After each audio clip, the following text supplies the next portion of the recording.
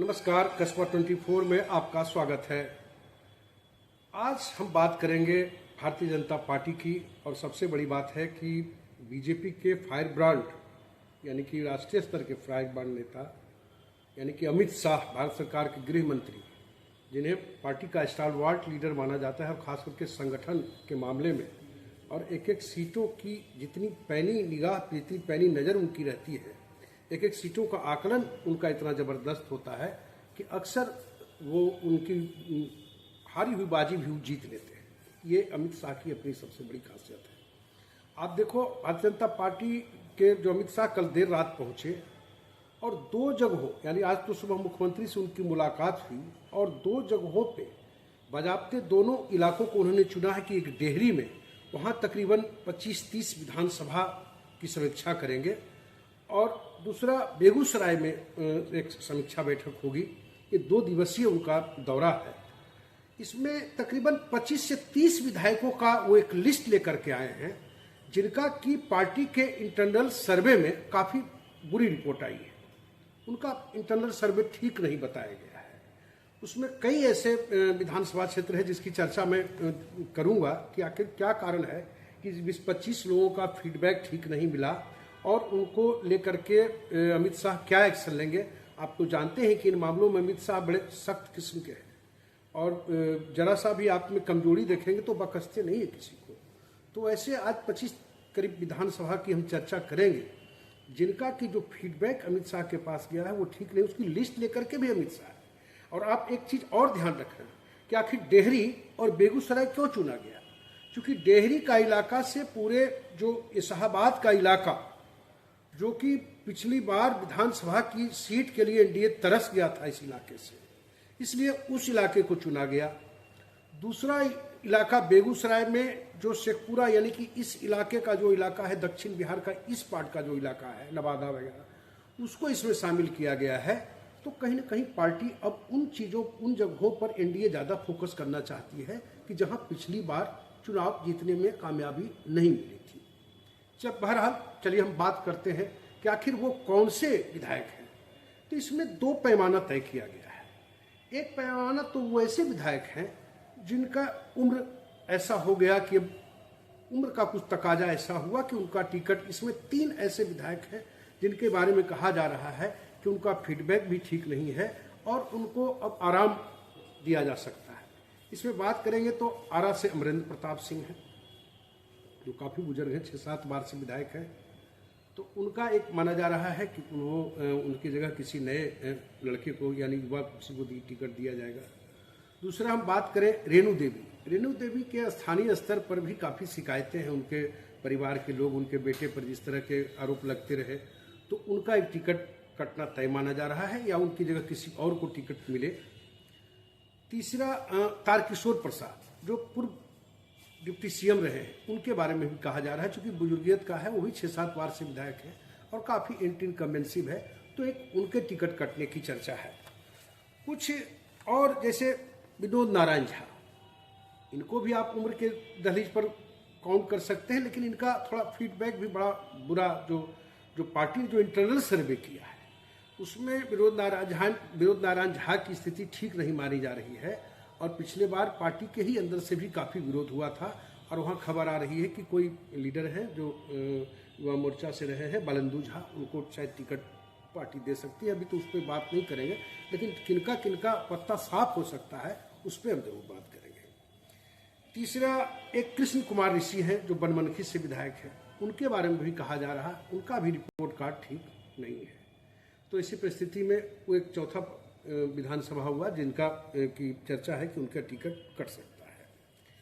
हमने एक नारायण प्रसाद, जो नौतन से विधायक है, उनके बारे में भी कहा जा रहा है कि चूंकि पार्टी को जो फीडबैक मिला है कि थोड़ा 1-to-1 लोगों से कम मिलते जुलते हैं, इसलिए एक तो वो एक परेशानी का सबब है नारायण प्रसाद के लिए और मुझे लगता है कि उनका भी टिकट पत्ता साफ हो सकता है।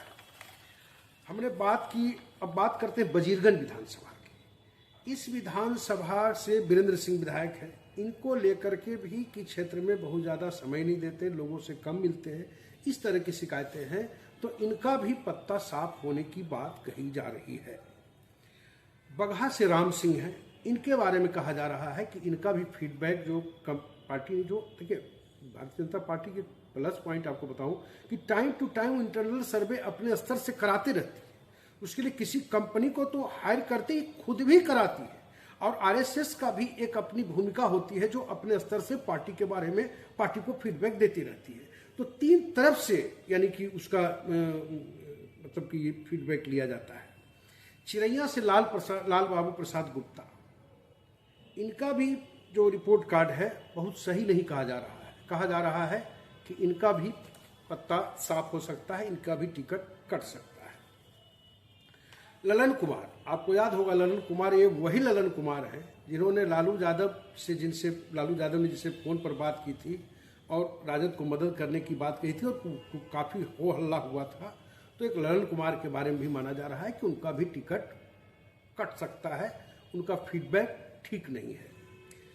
दूसरा बांका से हम बात करें तो राम नारायण मंडल काफी पुराने और अब तक 5-7 बार रहे हैं और बड़े संजीदा लीडर हैं, शांत स्वभाव के हैं। इनके बारे में भी कहा जा रहा है कि इनका भी टिकट कट सकता है।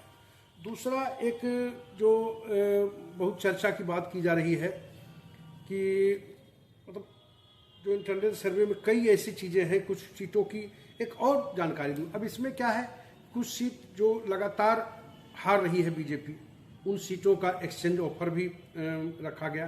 तो आज अमित शाह इस पर तो समीक्षा पर एक विधानसभा, चूंकि हर विधानसभा को 2 पार्ट में बांट करके फिर तीसरी चौथी समीक्षा भी होनी है, तो ये 2 जगहों को चुन करके उन सारे जो तकरीबन मुझे लगता है कि 40-45 विधानसभा सीट को कवर करेंगे आज के डेट में। और यहाँ पे सबके रिपोर्ट कार्ड बैठा करके बजाते उन्हें दिखाया जाएगा कि आपको कितना अंक मिला है, आप इसे गौर से देख लें। तो ये एक बड़ी बात है। तो तकरीबन ऐसे काफ़ी एक विधायक सीमांचल से भी है, नीतू सिंह करके नाम है उनका, निशा सिंह माफ़ कीजिएगा, निशा सिंह के बारे में भी कहा जा रहा है कि चूंकि उनके पति थे पहले विधायक, उनकी जगह पर उनकी सक्रियता कुछ खास नहीं देखी जा रही है। स्वर्णा सिंह वीआईपी के टिकट पर चुनाव लड़ी थी, उनका भी टिकट लगता है कि उनका रिपोर्ट ठीक नहीं है, फीडबैक ठीक नहीं है, इसलिए उनका भी पत्ता साफ हो सकता है। आलोक रंजन झा, सर्वे रिपोर्ट में इनकी भी स्थिति सही नहीं मानी जा रही है, इनका भी पत्ता कट सकता है। और मिश्री लाल यादव जो वीआईपी से आपको उम्मीदवार बने थे, भारतीय जनता पार्टी में बाद में शामिल हो गए, इनके बारे में कहा जा रहा है कि ये कांग्रेस के संपर्क में है और पार्टी नेतृत्व को इसका पता भी चल चुका है। और मुझे जहां तक जानकारी है कि मिश्री लाल यादव का नाम हर हाल में ये सबकी इनका तो जब पार्टी ही चले गए तो इनका भी तकरीबन पत्ता साफ ही है। हाँ, अब बात करते हैं छपरा से, जो हॉट सीट छपरा से सीएन गुप्ता है, इनका भी उम्र हो गया। इनके बारे में कहा जा रहा है कि 1-1 लोगों से कम है, तो इनके बारे में भी ऐसी चर्चा है कि इनका भी जो टिकट कट सकता है। हाँ, अब बात करते हैं सुरेंद्र मेहता, बछवाड़ा से विधायक है, इनका भी रिपोर्ट कार्ड सही नहीं है और मुझे लगता है कि पार्टी यहाँ भी प्रत्याशी बदलेगी। तो ये सुरेंद्र मेहता की बात हमने की। हाँ, एक और बड़ा ही नाम कह सकते हैं, कुम्हरार से अरुण कुमार सिन्हा के बारे में कहा जा रहा है कि इसको लेकर के काफ़ी एंटी 3-4 बार से वो भी विधायक हैं, तो शायद इनका भी, हालांकि पिछले बार भी ऐसी ही चर्चा हुई थी लेकिन अरुण सिन्हा टिकट लेने में कामयाब रहे थे।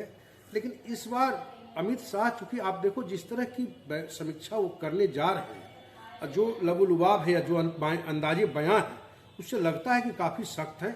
और कई ऐसे लोग जो कि मतलब कि जो लगता है कि जो खरे नहीं उतरे या जिनके बारे में जनता का फीडबैक सही नहीं है, उनको वो आराम देने की तैयारी कर चुके हैं।